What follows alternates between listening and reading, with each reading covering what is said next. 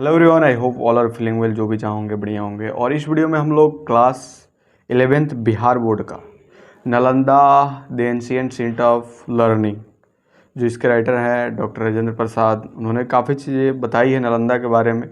जो भी पौराणिक स्थिति है या जो भी पौराणिक कथाएँ हैं उसके माध्यम से या जो रियल है जो कुछ बताया है उन्होंने, इस वीडियो में हम लोग उन सारी चीज़ों को समरी के हिंदी सारांश के अनुसार से देखेंगे जो कुछ बुक में है हम लोग का 11th क्लास के।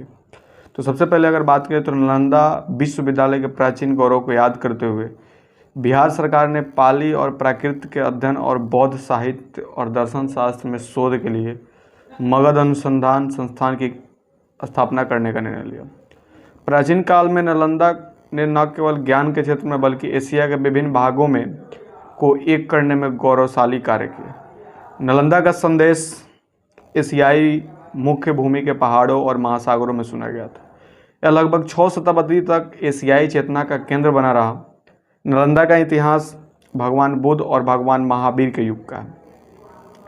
इतिहास से पता चलता है कि नालंदा विश्वविद्यालय भगवान बुद्ध और सम्राट अशोक से गुप्त युग तक फला फूला।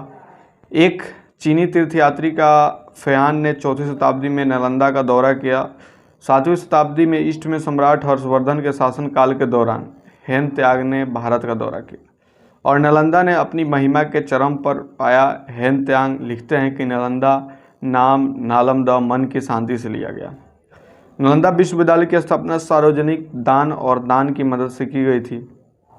यशोवर्मन का 8वीं शताब्दी का शिलालेख भारत में विहारों और संघ का पूरा विवरण देता है। नालंदा के शिक्षकों और छात्रों को आर्थिक चिंताओं से पूरी तरह मुक्त कर दिया गया। विश्वविद्यालय के आवृत्ति व्यय को पूरा करने के लिए एक ट्रस्ट था। आय के स्रोत भूमि, भवन और 100 गांवों के राजस्व का सार थे। ईट सिंह के दौरे के समय यह ट्रस्ट की संपत्ति बढ़कर 200 गांवों तक पहुंच गई। नालंदा विश्वविद्यालय के संचालन में उत्तर प्रदेश, बिहार के बंगाल ने काफ़ी हिस्सा लिया। नालंदा के अंतर्राष्ट्रीय संबंध के क्षेत्र में महत्वपूर्ण भूमिका निभाई। नालंदा की उपलब्धि से प्रभावित होकर जवा के सम्राट ने भगवान बुद्ध के प्रति अपनी भक्ति की दृश्य अभिव्यक्ति देने के लिए यहाँ एक बड़े विहार का निर्माण कराया था। इस प्रकार नालंदा ने पूरे विश्व में अपनी महिमा का आनंद लिया। हेनसोंग की यात्रा के समय नालंदा में 10,000 छात्र और 1500 शिक्षक थे।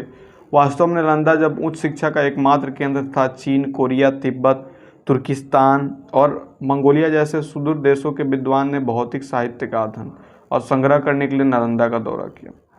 इसमें एशिया का सबसे बड़ा पुस्तकालय था। यहाँ दूर देशों ने विद्वानों ने अनेक पांडुलिपियों की प्रतियों का अध्ययन किया और उनका अपनी भाषा में अनुवाद किया। 12वीं शताब्दी में पुस्तकालय को नष्ट कर दिया गया था और कई पांडुलिपियाँ पहले से ही दूसरे देशों में अपना रास्ता खोज चुकी थी और अभी भी वहाँ हैं। नालंदा में प्रतिदिन कम से कम 100 व्याख्यान दिए जाते थे। ब्रह्मवादी और बौद्ध साहित्य, दर्शन, विज्ञान और कला दोनों की पाठ्यक्रम के विषय थे। वेद और संबंध साहित्य भी वहाँ पढ़ाया और पढ़ा जाता था। नालंदा विश्वविद्यालय के पाठ्यक्रम में व्याकरण, तर्कशास्त्र, चिकित्सा विज्ञान, हस्तशिल्प अनिवार्य थे, जबकि दर्शन और धर्म का अध्ययन अपनी विशेष रुचि पर था। व्याकरण के ज्ञान ने छात्रों को भाषा में महारत हासिल करने में सक्षम बनाया। तर्क ने उन्हें हर मुद्दे को तर्कसंगत रूप से आंकना सिखाया। चिकित्सा विज्ञान ने उन्हें स्वयं को पूर्ण स्वास्थ्य में रखने में सक्षम बनाया। उन्होंने आर्थिक रूप में स्वतंत्र बनाने के लिए हस्तशिल्प अनिवार्य था। हेनसोंग ने विश्वविद्यालय के कुलपति आचार्य शिलभद्र के चरणों में कानून, योग, ध्वन्यात्मकता और पाणिनि के व्याकरण का अध्ययन किया। नालंदा साहित्य और धर्म के अध्ययन के अलावा ललित कलाओं में भी केंद्र था। यह सत्य है कि नालंदा की उपलब्धि चौतरफा थी, जिसमें धर्म, दर्शन, भाषा और हस्तशिल्प का समान महत्व।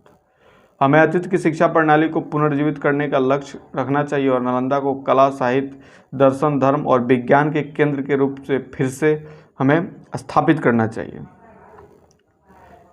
जो भी बातें हैं पूरे चैप्टर का ये निचोड़ है और पूरे चैप्टर का निचोड़ बस इतना ही। आपको कैसी लगी ये हिंदी सारांश आप कमेंट करके बताएंगे। जल्दी मिलते हैं नेक्स्ट वीडियो में, तब तक के लिए बाय बाय।